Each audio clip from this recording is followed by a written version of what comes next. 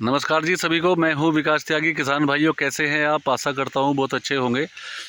किसान भाइयों, आज का जो हमारा वीडियो है वो स्पेशली गन्ने के किसान के लिए होने वाला है। और मुझको मैसेज के ज़रिए, कुछ व्हाट्सएप के ज़रिए मुझको किसान भाइयों ने कोशिश की थी कुछ संपर्क करने की। और वो पूछ रहे थे, उनका सवाल एक बड़ा अच्छा आया निकल के।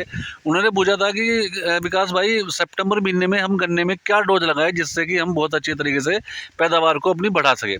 तो किसान भाइयों, सितंबर महीने की डोज है, बहुत अच्छी नॉलेज मैं आपको देने वाला हूँ इस वीडियो के अंदर। और कुछ सावधानियां होती हैं जो हमें बरतनी होती है सितंबर महीने में, खासकर गन्ने के अंदर अगर डोज देते हुए। तो वीडियो को बिल्कुल स्किप करके मत दीजिए, एंड तक जरूर देखिएगा, बहुत अच्छी नॉलेज है इसके अंदर। तो चलिए बात करते हैं जी। तो सबसे पहली बात यही है जी, किसान भाई को जो क्वेश्चन था वो ये कहा था कि सितंबर महीने के अंदर हम कौन सी डोज लगाए। तो किसान भाइयों, सितंबर महीने के अंदर ज़्यादातर जो लोग डालते हैं, मैं आपको बता दूं, वो यूरिया की तरफ ज़्यादा चलते हैं। लेकिन ये सावधानी आपको बहुत ज़्यादा बरतनी है कि सितंबर महीने में यूरिया से आप परहेज करें तो ही बेहतर है, यानी कि यूरिया को आप अपने खेत में ना लगाए। अब उसके माइनस पॉइंट क्या है, मैं पहले उस पर ही बात करता हूँ।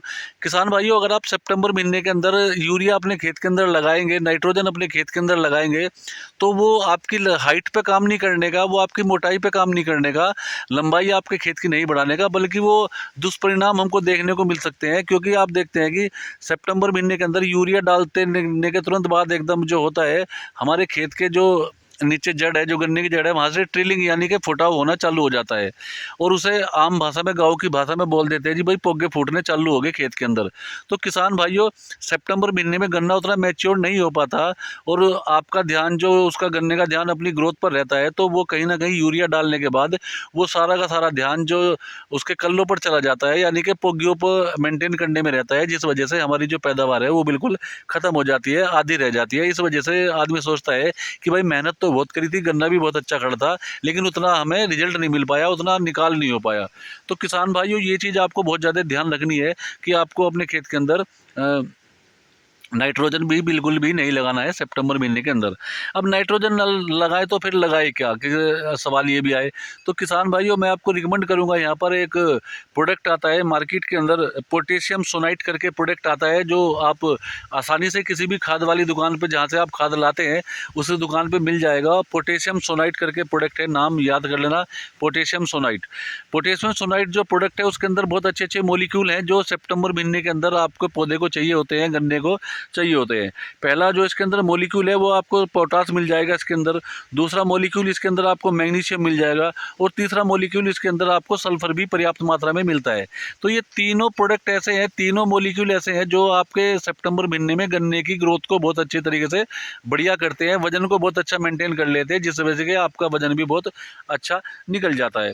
तो किसान भाइयों, अगर आप भी ये चाहते हैं कि भाई हमारे गन्ने की जो ग्रोथ हो, लंबाई हो, मोटाई हो, बहुत वो बहुत बेहतर रहे, तो आपको पोटेशियम सोनाइट करके ये प्रोडक्ट लगाना है, ना कि आपको नाइट्रोजन यानी कि यूरिया बिल्कुल अपने खेत में सितंबर महीने के अंदर बिल्कुल भी मत दिखाइए, वरना उसके दुष्परिणाम जैसे मैंने आपको बताए वो आपको देखने को मिलेंगे। पोगे फूट जाएंगे खेत के अंदर, पोगियाँ फूट जाएंगी, ट्रिलिंग हो जाएगी, और आपका जो गन्ने का वजन है वो वहीं पर टूटना चालू हो जाएगा, फिर वो मेंटेन नहीं कर पाओगे आप।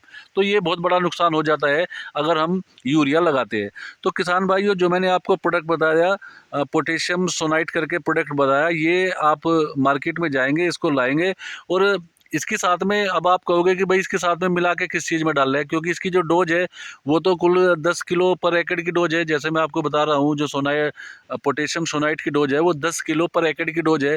तो किसान भाइयों, इसके साथ में आप यूरिया ना मिला करके आप सुपर का कट्टा लेके आइए, सिंगल सुपर फास्फेट जिसको हम बोलते हैं, सिंगल सुपर फास्फेट के साथ में मिलाइए ये पोटेशियम सोनाइट, और अपने खेत में छिड़काव करवा दीजिए या कर दीजिए।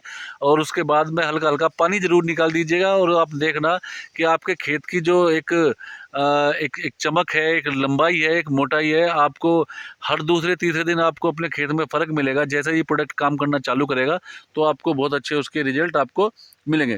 तो दूसरा, मैं आपको बस यही बात कहना चाहता हूँ किसान भाइयों, सितंबर महीने के अंदर आप बिल्कुल भी यूरिया ना लगाएं, जिससे आपका नुकसान हो जाएगा।